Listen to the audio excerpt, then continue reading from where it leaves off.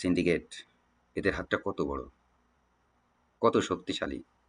বাংলাদেশের সাবেক আওয়ামী লীগের নেতা যারা কিনা দেশ থেকে টাকা পাচার করে এনে মালয়েশিয়াতে দাতু হয়েছে এবং তাদের হাতেই এখন পর্যন্ত ২০২৬ সালে এসে তারেক রহমান প্রধানমন্ত্রী থাকা অবস্থায় এখানেও সিন্ডিকেট করছে মালয়েশিয়ায় বসে বাংলাদেশে। আসসালামু আলাইকুম। আজকের যে ভিডিওটা, এই ভিডিওটা মূলত মালয়েশিয়ায় যে সমস্ত ভাইয়েরা আসতে চাচ্ছেন এবারের কলিং ভিসায় ২০২৬ সালে, তাদের জন্য একটা নির্ভরযোগ্য সূত্র থেকে এই তথ্যটা নিয়ে আমি আপনাদেরকে বলছি। অবশ্যই ভিডিওটা শেষ পর্যন্ত দেখবেন।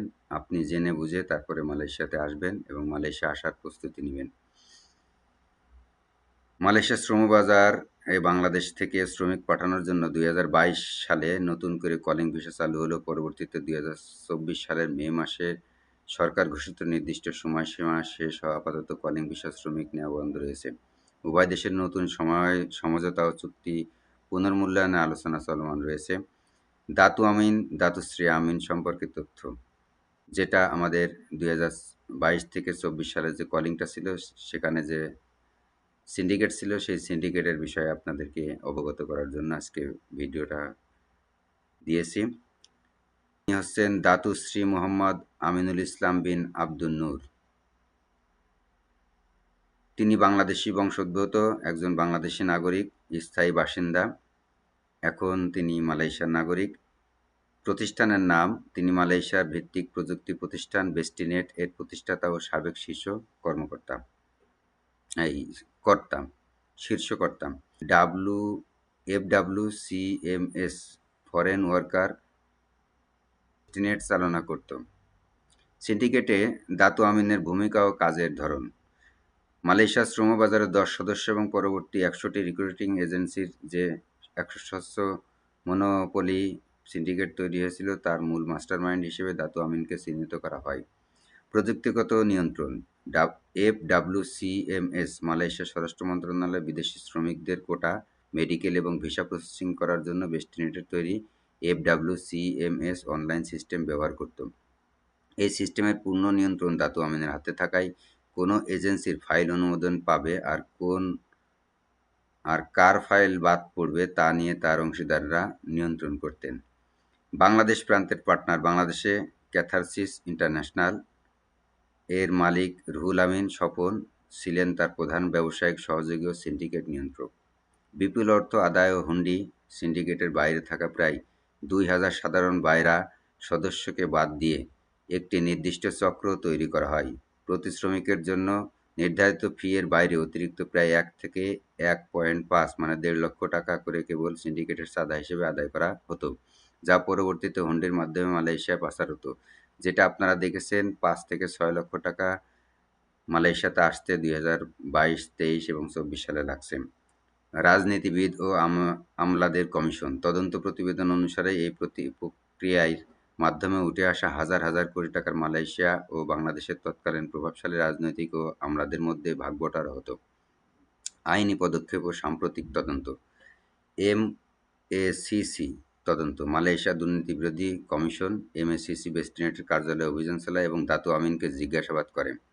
ইন্টারপোল ও বাংলাদেশের পুলিশ পরোয়ানা। ২০২৪ সালের শেষের দিকে বাংলাদেশের পুলিশের অনুরোধে ইন্টারপোলে দাতু আমিন ও রুহুল আমিন স্বপনের বিরুদ্ধে রেড নোটিশ বা গ্রেপ্তারি পরোয়ানা জারির উদ্যোগ নেয় এবং তাদের অর্থ পাচার, মানব পাচারের অভিযোগের মুখোমুখি করে।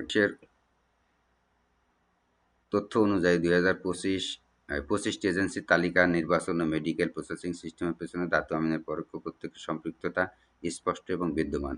মানে বর্তমান ২০২৬ সালে যে ২৫ জনের গত ২-৩ দিন আগে যেটা আপনারা সবাই নিউজ পেয়েছেন, ২৫ জন এজেন্সিকে সুযোগ দিয়েছে বাংলাদেশে মেডিকেল করার যে অনুমতিটা দিয়েছে, এটা পিছনে দাতু আমিনের হাত রয়েছে পরোক্ষ এবং প্রত্যক্ষভাবে, সেটা বলতে চাচ্ছে। ২৫টি এজেন্সি তালিকা প্রকাশ, দাতু আমিনের সংযোগ। মালয়েশিয়া কর্মী নিয়োগ ও visa processing portal FWCMS foreign workers consultant management system সম্প্রতি বাংলাদেশের জন্য নির্ধারিত ২৫টি এজেন্সির তালিকা প্রকাশ করা হয়েছে। প্ল্যাটফর্মের তালিকা। FWCMS সফটওয়্যার তৈরি ও পরিচালনা করে বেস্টিনেট, যার প্রতিষ্ঠাতা ও মূল নিয়ন্ত্রক হচ্ছেন দাতুশ্রী মোহাম্মদ আমিনুল ইসলাম। এজেন্সির বাছাই, এফডব্লিউসিএমএস প্ল্যাটফর্মে সংস্থাগুলোর তালিকা ও কোটা অনুমোদনে দেখানো হয়, বায়রা এর সাধারণ সদস্যদের তীব্র আপত্তি ও সমালোচনা সত্ত্বেও সীমিত সংখ্যক 25টি এজেন্সিকে অনুমতি দেওয়ার পেছনে দাতু আমিন এবং তার প্রভাবশালী সিন্ডিকেটের নৈপথ্য ভূমিকা নিয়ে আন্তর্জাতিক ও স্থানীয় গণমাধ্যমে প্রশ্ন উঠে এসেছে। মেডিকেল প্রসেসিং ও নতুন সিস্টেম আমিনের ভূমিকা। বর্তমান মালয়েশিয়া সরকার ও আধুনিক ডিজিটাল ট্র্যাকিং ও অনলাইন মেডিকেল প্রসেসিং ব্যবস্থার মাধ্যমে পুনরায় কর্মী নেওয়া শুরু করেছে। সেটি মূলত দাতু আমিনের বেস্টিনেটের তৈরি এফডব্লিউসিএমএস এসপিপিএ সিস্টেম, পরখিদমাতাল পেকেরজা আসিং সিস্টেম পরিবর্ধিত রূপ।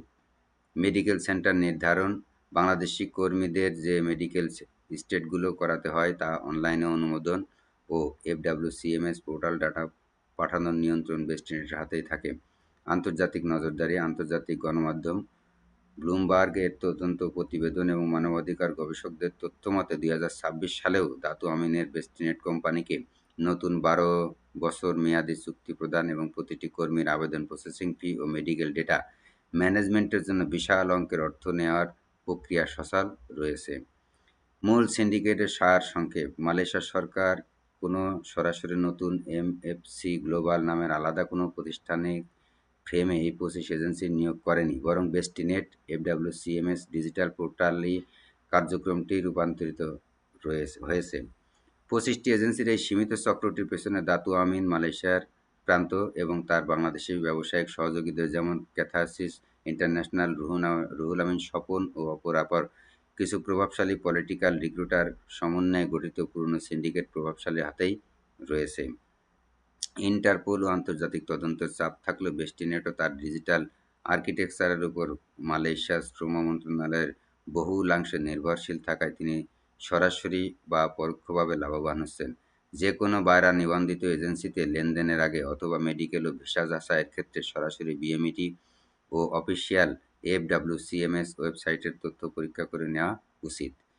এখন প্রশ্ন হলো যে যেই লাউ সেই কদু, এই গল্প তো আপনারা সবাই শুনেছেন। প্রশ্ন হলো 2024 সালে শেখ হাসিনাকে হটানো হলো, শেখ হাসিনা বাংলাদেশ থেকে ইন্ডিয়াতে চলে গেল, তার নেতাকর্মীরা যে যেখান থেকে রাস্তা পেয়েছে সে সেখান থেকে পালিয়েছে।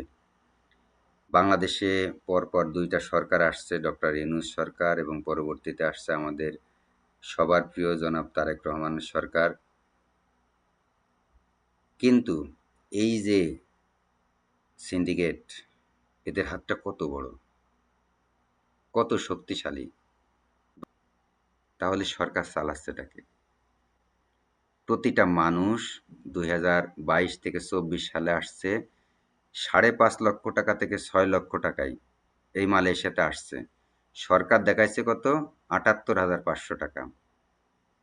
আর এইবার আমি আগাম বলে দিচ্ছি, এবার আর 6 লাখে হবে না। যারা মালয়েশিয়াতে আসতে চাচ্ছেন 8 থেকে 10 লক্ষ টাকা গুছিয়ে রেখে তারপরে মালয়েশিয়াতে আসেন, আর মালয়েশিয়াতে আসার পর বোঝেন যে মালয়েশিয়া কি জিনিস। আমি আর একটা প্রশ্ন রাখতে চাই। ইতিমধ্যে কলিং কিন্তু মালয়েশিয়াতে আরও 5-6 মাস আগেই ছেড়েছে। অন্যান্য দেশ থেকে মালয়েশিয়াতে লোক আসছে, নেপাল থেকেও আসছে। নেপাল থেকে সবচেয়ে বেশি আসছে, পাকিস্তান থেকে অন্যান্য রাষ্ট্র থেকেও আসছে। যদি সেই আমিনের সিন্ডিকেটের মাধ্যমে মালয়েশিয়াতে লোক আনতেই হয়, তাহলে কেন 6 মাস দেরি হলো? এই 6 মাসে কি আমাদের দেশের আরও 2-4 লক্ষ লোক ঢুকতে পারতো কিনা? অবশ্যই পারতো। তাহলে কেন এই দেরি হলো? এদের সাথে কি চুক্তি করতে দেরি হয়ে গেছে নাকি? আপনাদেরকে আমি নিষেধ করব না, তবে অবশ্যই দেখে শুনে বুঝে হিসাব করে তারপর মালয়েশিয়াতে আসবেন। সবাই ভালো থাকবেন। আল্লাহ হাফেজ।